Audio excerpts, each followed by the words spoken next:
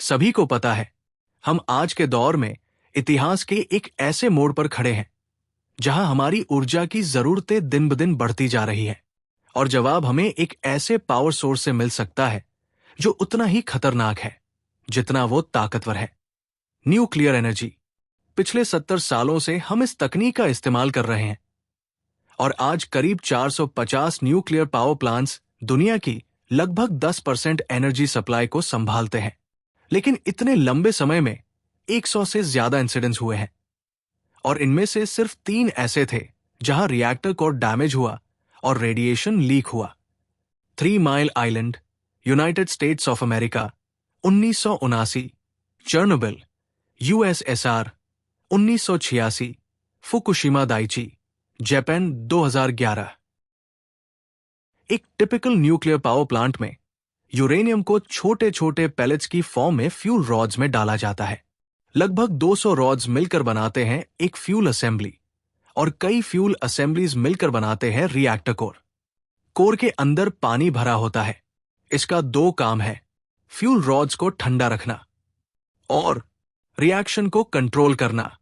Nuclear fission के जरिए fuel rods में हीट बनती है जो पानी को स्टीम में बदलती है। स्टीम टरबाइन को घुमाती है और वहीं से हमें इलेक्ट्रिसिटी मिलती है। इस पूरी प्रोसेस को कंट्रोल रॉड्स कंट्रोल करते हैं। ये रॉड्स न्यूट्रॉन को एब्जॉर्ब करके रिएक्शन की स्पीड को कम या ज्यादा करते हैं। जरूरत पड़ने पर ये पूरी तरह रिएक्शन को बंद भी कर सकते हैं।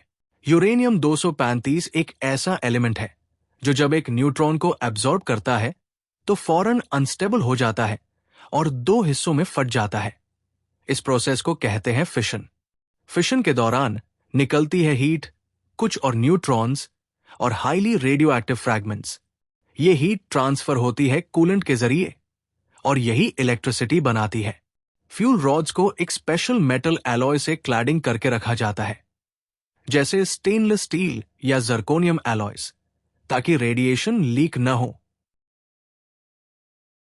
जब किसी भी वजह से कूलिंग सिस्टम फेल हो जाता है, मैकेनिकल एरर, ह्यूमन मिस्टेक या नेचुरल डिजास्टर, तो रिएक्टर कोर का टेम्परेचर बेकाबू हो जाता है।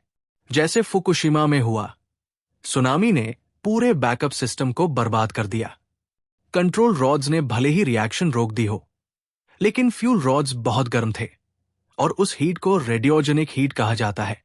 कूलेंट न मिलने पर पानी उबलने लगता है और धीरे धीरे इवेपोरेट हो जाता है। अगर रॉड्स पूरी तरह पानी से बाहर आ जाए तो मेल्ट डाउन शुरू हो जाता है। क्लैडिंग मटेरियल यानी जर्कोनियम स्टीम के साथ रिएक्ट करता है और हाइड्रोजन गैस बनती है। हाइड्रोजन एक्सप्लोजन फुकुशिमा में यही हुआ था। टेम्परेचर 2000 डिग्री सेल्सियस तक पहुंच सकता है। फ्यूल रॉड्स, कंक्रीट और स्टील तक मेल्ट होने लगता है और ये सब मिलकर बनाते हैं एक हाईली रेडियो एक्टिव सब्सटेंस, कोरियम। कोरियम ऐसा ग्लास लाइक लावा होता है जो कभी ठंडा नहीं होता। इसमें प्लूटोनियम 239 जैसे एलिमेंट होते हैं जिनका हाफ लाइफ 24,000 साल से ज्यादा होता है। रेडिएशन लीक से हवा, पानी, मिट्टी सब कंटैमिनेट हो जाते हैं। आयोडाइन 131, सीजियम 137, स्ट्रोंटियम 90 जैसे आइसोटोप्स मानव शरीर को गंभीर नुकसान पहुंचा सकते हैं। कैंसर, ऑर्गन फेलियर और यहां तक कि मौत तक। चर्नोबिल और फुकुशिमा के आसपास आज भी एक्सक्लूजन जोन्स हैं जहां इंसान रह नहीं सकता। अब बात करते हैं जेन 4 रिएक्टर्स की, एक ऐसी टेक्नोलॉजी जो मेल्टडाउन को फिजिकली इम्पॉसिबल बना सकती है। इन रिएक्टर्स की 3 बड़ी कैटेगरीज है। Molten salt reactors fuel liquid form में होता है जो गर्म होने पर ऑटोमेटिकली रिएक्शन स्लो कर देता है। Payable bed reactors, tennis ball जैसे फ्यूल जो कभी ओवरहीट नहीं होते। फास्ट न्यूट्रॉन रिएक्टर्स जो कम वेस्ट प्रोड्यूस करते हैं और ज्यादा एफिशिएंट होते हैं।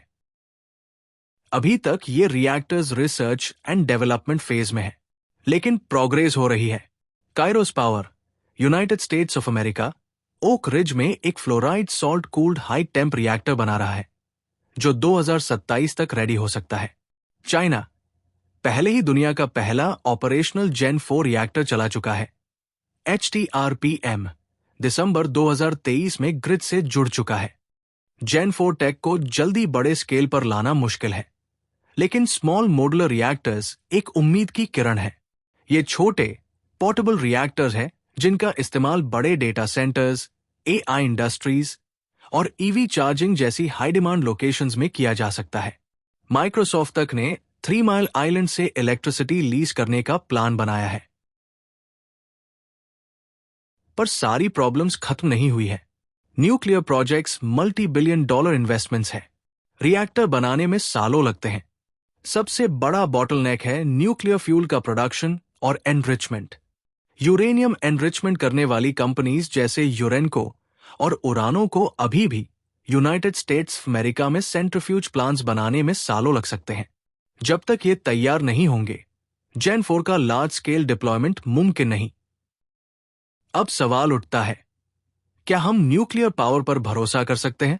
सच ये है कि अगर हमें AI, EVs और 21वीं सदी की एनर्जी डिमांड को पूरा करना है, तो न्यूक्लियर ही एकमात्र रास्ता है जो सस्टेनेबल और कार्बन फ्री है। और जेन 4 रिएक्टर्स एक ऐसा प्रॉमिस है जो इस टेक्नोलॉजी को दोबारा दुनिया के सामने साबित कर सकता है। इस बार ज्यादा स्मार्ट, ज्यादा सेफ और ज्यादा पावरफुल तरीके से। क्या हम एक मेल्ट डाउन फ्री फ्यूचर की तरफ बढ़ रहे हैं? अगर आपको यह वीडियो अच्छा लगा तो लाइक जरूर करें, कमेंट में अपने व्यूज बताएं और चैनल स्ट्रक्चरल डायनामो को सब्सक्राइब करें, जहां हम लेकर आते हैं दुनिया की सबसे इंटेलिजेंट इंजीनियरिंग स्टोरीज, टेक्नोलॉजी और डिजाइन के पीछे की असली सच्चाई। मैं हूं संदीप यादव। मिलते हैं अगले वीडियो में। जय हिंद।